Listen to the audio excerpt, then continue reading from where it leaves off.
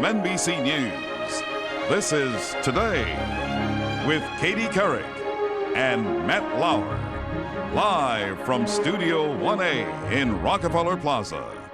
So what do an orphan baby hippo and a 130-year-old tortoise have in common? Well, that's what a 7-year-old Isabella Hatkoff and her father, Craig, wanted to find all about. After collaborating with Scholastic Books, Craig and Isabella have written Owen and Mzee, a true story of remarkable friendship. Their story proves love can develop in the most unlikely of places. It's a story that made headlines just a year ago. Our story begins with a hippo named Owen. And a case of unlikely friends is budding in Kenya. An orphan baby hippopotamus, Owen, and a 130-year-old giant tortoise, Mzee, thrown together after the devastation of the tsunami.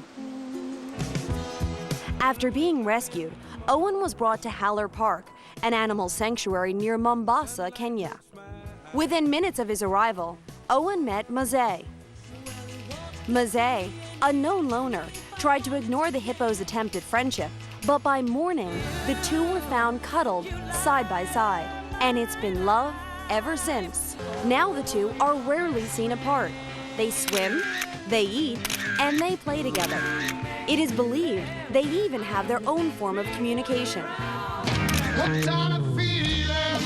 The relationship between the two has shocked scientists, and many are curious what will happen next.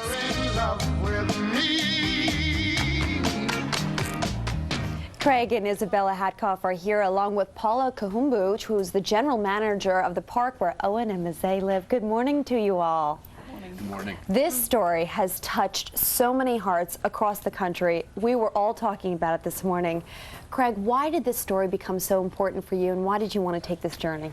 Well, when we saw a picture in the newspaper right after the tsunami last year, Isabella saw it and said, "Daddy, can we write a story about this?" And it just was one of those stories that jumped out and called out to write a book about. And so we started emailing Paula, and the next thing we know, we had a book, and it's about to come out. I guess it's in the stores now, published by Scholastic. And it was just one of those heartwarming stories that works on so many different levels. And it teaches you so many different things, not only about friendship, but about caring for each other, especially in a moment where people are displaced.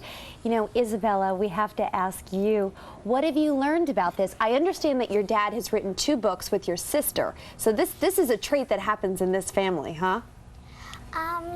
Well, actually, the part that I got to make a friend writing the book, actually that was kind of really important to me, that I got to make a friend with other friends, getting to know each other, so that was really important. You know, friendship is very, very important, and you guys became great friends with Paula because you're the doctor in Kenya taking care of them. So tell us, how are they? They're fantastic. They're just amazing. They have the most passionate friendship that I've ever seen with 2 wild animals. Have you ever seen anything like this before? And, you know, do you worry at all, you know, the 2 of them living together? This is quite shocking and surprising, and we've seen some tendencies with Owen. Tell us about that. Well, at first we were quite worried because Owen obviously is quite large and he could hurt Mzee. That's what we thought. And some of the earlier shots, I was standing there when Owen opened his mouth and Mzee's head popped into Owen's mouth. We thought it was going to be a disaster. But it wasn't. It's an incredibly gentle friendship. I mean, they play together. But Owen is growing, and we need to make sure that Mzee doesn't get injured as he grows older and they continue playing. Craig, I'm sure through this journey, you know, meeting up with Scholastic, deciding to write this book, you have heard all kinds of stories throughout the country and people's reaction. What is it that you want people to take away from this? Well, I think it's a story of hope and resilience coming out of a terrible tragedy.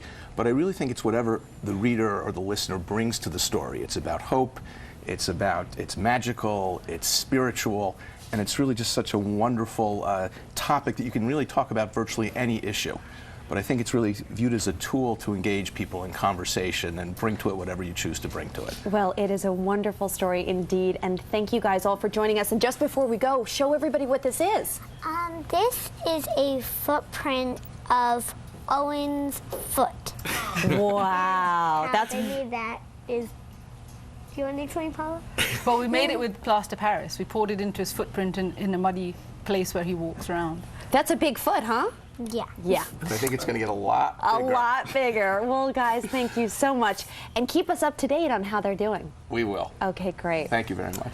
Well, up next, we'll have romantic dinner recipes for Valentine's Day. That's right after this.